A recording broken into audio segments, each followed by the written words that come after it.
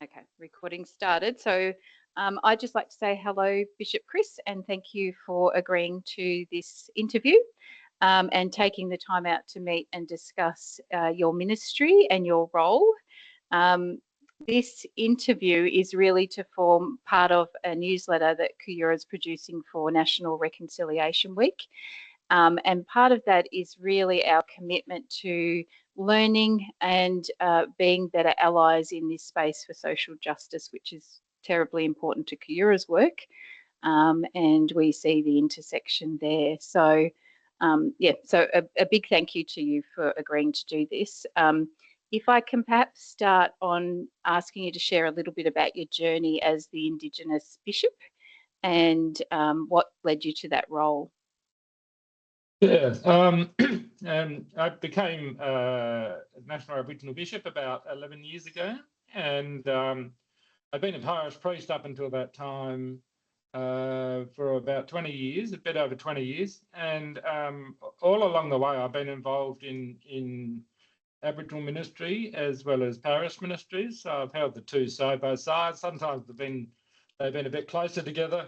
I've also been a member of NATSIAC for quite a number of years. So I've been involved in being with Aboriginal people and Torres Strait Islander people through NATSIAC, and so the whole journey really I've been involved in Aboriginal ministry.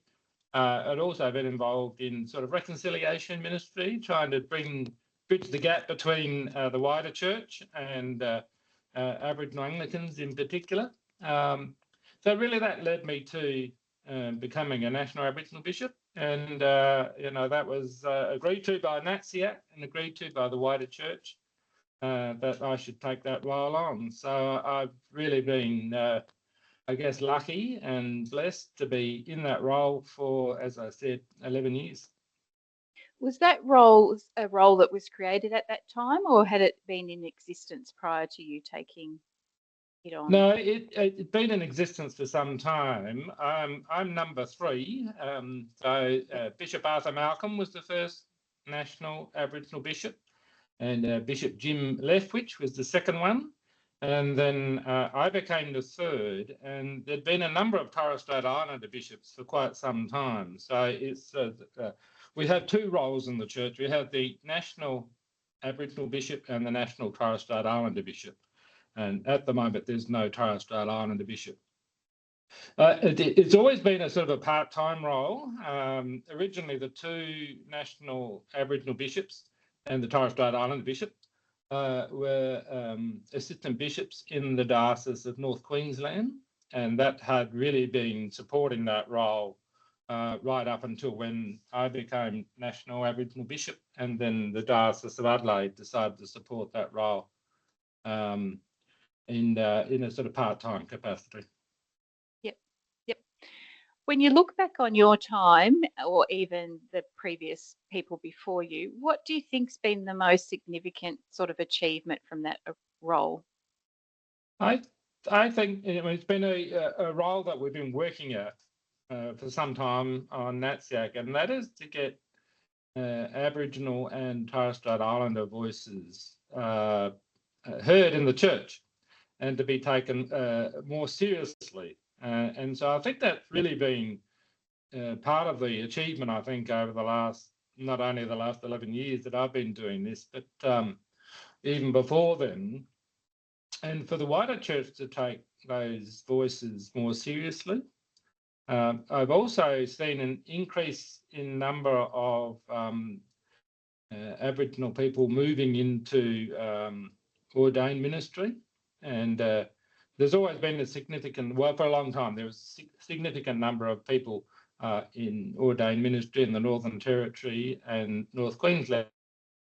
But over the last 10, 15 years, maybe more, we've seen more Aboriginal people in our, if you're in our more sort of city dioceses, which I think has been quite an achievement too. So enabling voices to be heard in that context as well. So it's still, I guess it's still a work in progress, but I think that's been a very significant thing, is that we're seeing more and more people having a role within their diocese and helping to guide their own diocese in terms of reconciliation.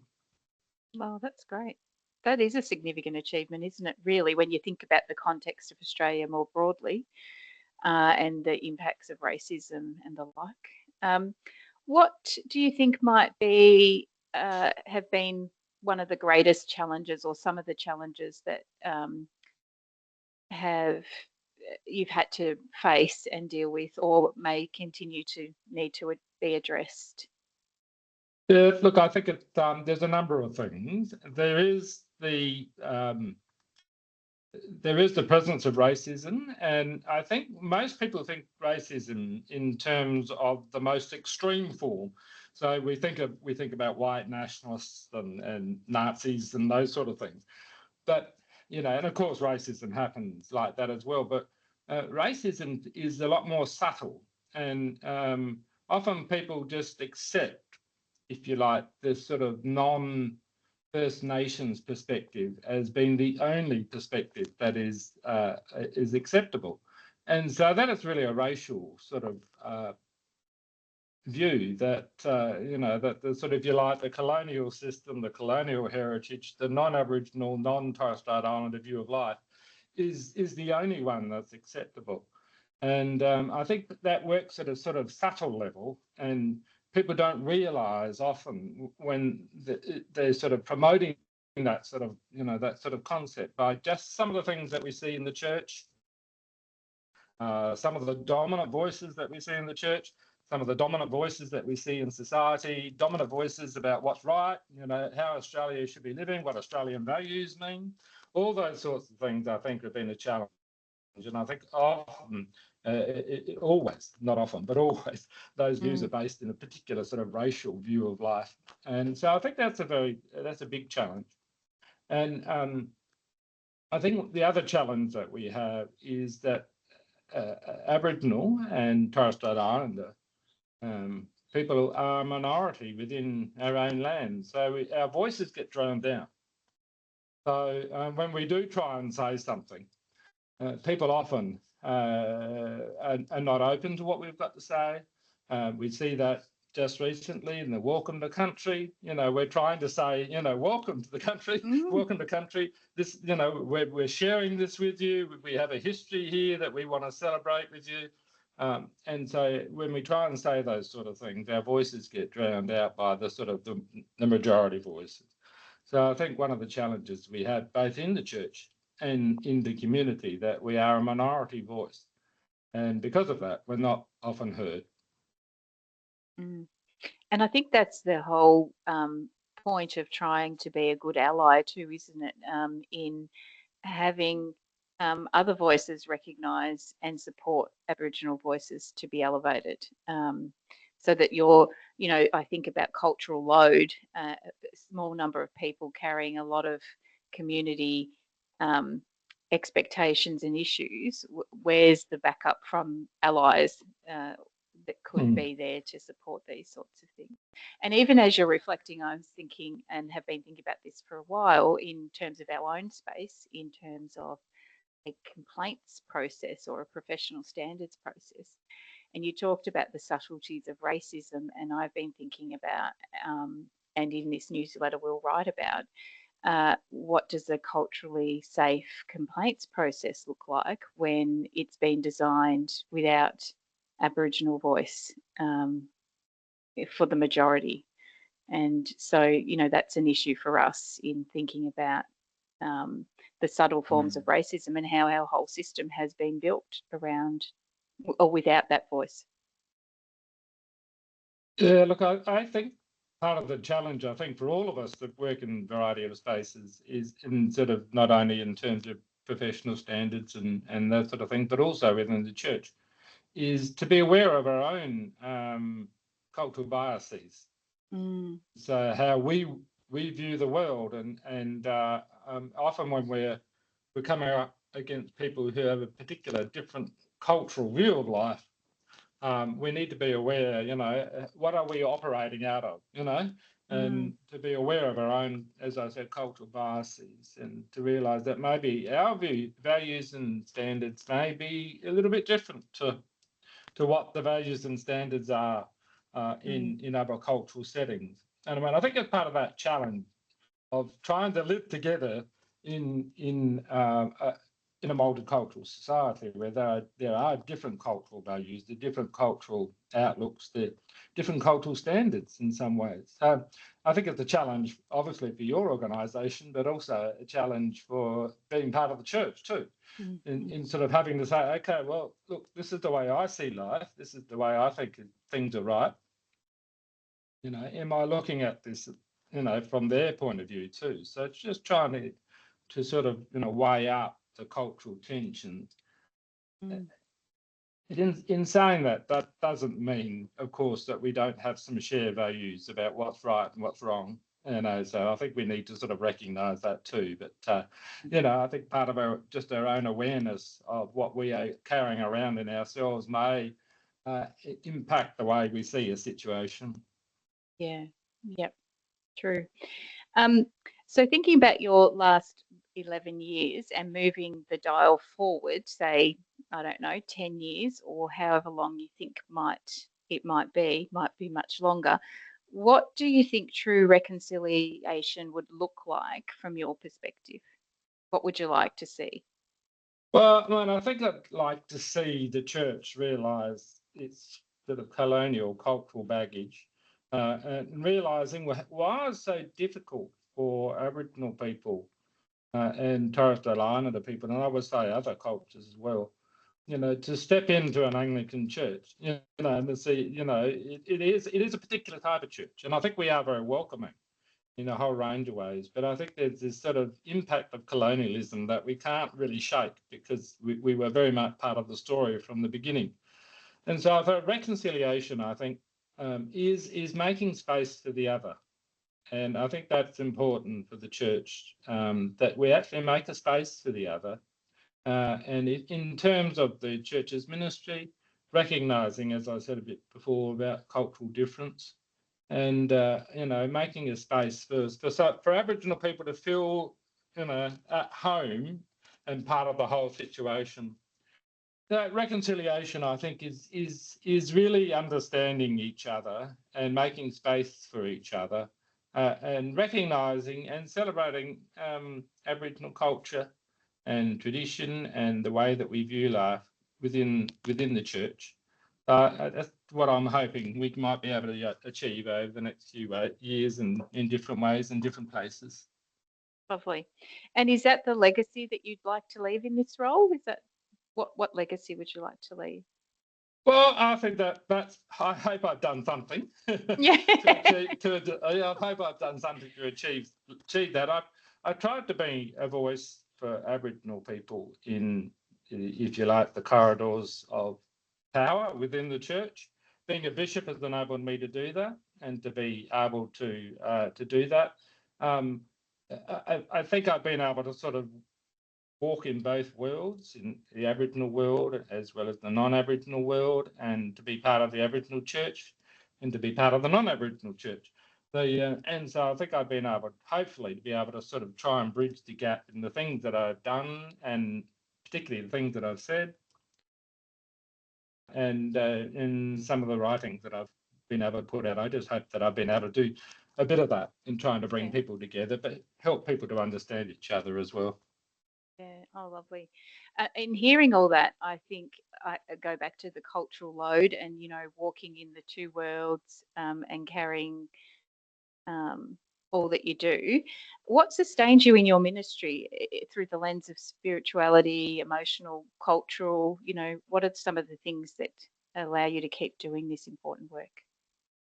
Well, I mean, I would say my family is incredibly important. And so being part of a family that is supportive and caring has been, you know, a big part of, you know, support for me. I think the essence of my Christian faith has obviously been very supportive. And, you know, I've been a Christian since I was 17. And so that's been a big part of my life. And it's also been enjoying the support of Aboriginal and Torres Strait Islander people around Australia, and I love getting together with other Aboriginal Anglicans in particular. But they don't have to be Anglican; they can be anything. Mm. I enjoy getting together with people who, are celebrating who they are in life. And so that has been very supportive to me. And I think too, also I have interests outside the church. So that's been a good thing too, that it's not all been about church, Mm. that I have other interests that are supportive. Yeah. So that sort of has kept me going in many ways. But I think probably at the bottom of it all, and the common thread through all of it, is loving and caring people who are supportive, both Aboriginal and non-Aboriginal. People who have understood what I'm trying to do and have been supportive and caring in that. And I think that's always been a wonderful support for me. Yeah. Oh, that's great. What about for young Aboriginal people, maybe considering ministry or leadership in the church? Is there any advice or offerings that you would like to share in that space? Yes, I think one would be that it will be challenging. And so coming into what is largely a different cultural context Mm. will be challenging for a lot of people.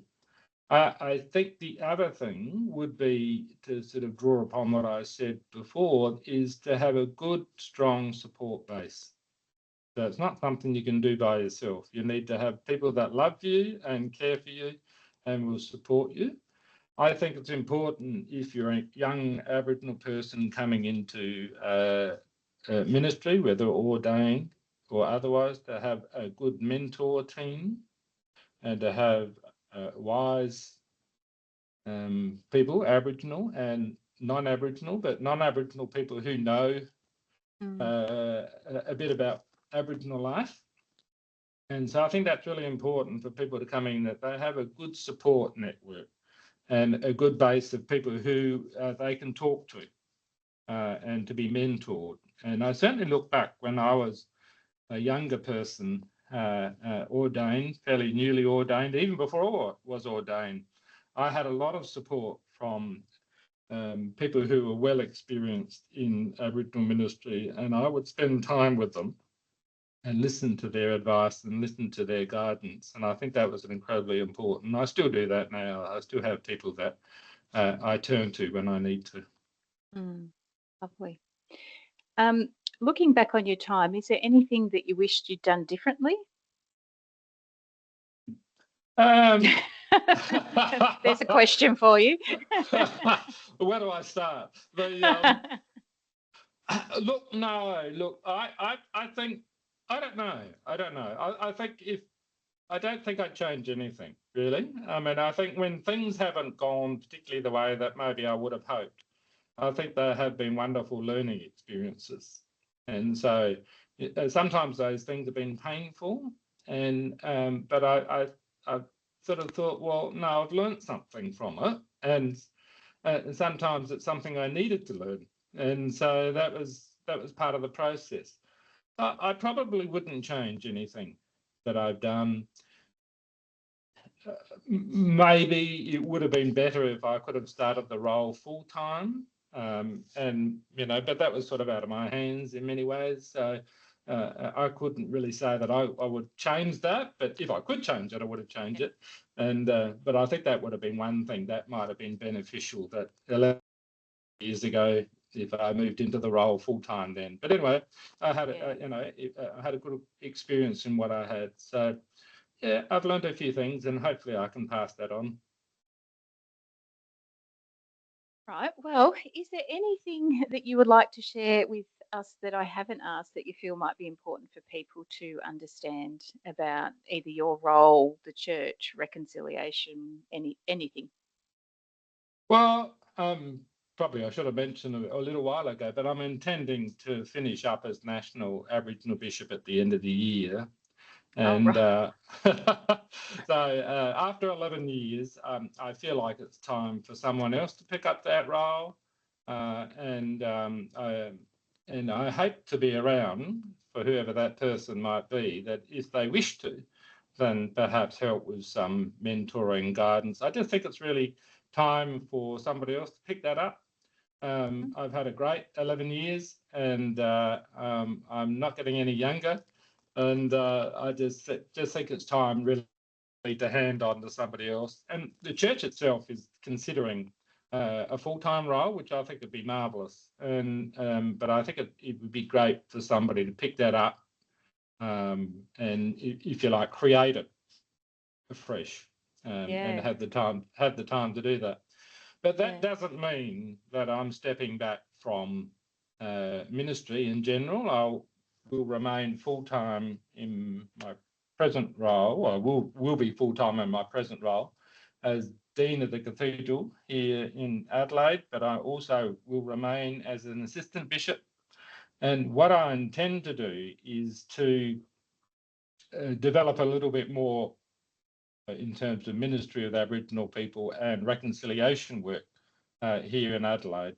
So the focus will be less national and more local. So I'm looking forward to doing that. So I'll still be part of it, but not in the same role. Oh, lovely. That's good. Interesting to know. Would you still be part of NATSIAC, or that's uncertain at this stage? Yeah. Yes, I will be. I'm hoping that I'll the plan is I'll become a life member. So right. So moving into that sort of role. So yes, I will still be a part of NATSIAC as much as they would like to have me. And it's been such an important part of my life. So I certainly will keep connected with NATSIAC, and hopefully NATSIAC can continue to use me in any way that they would, any way that would be helpful.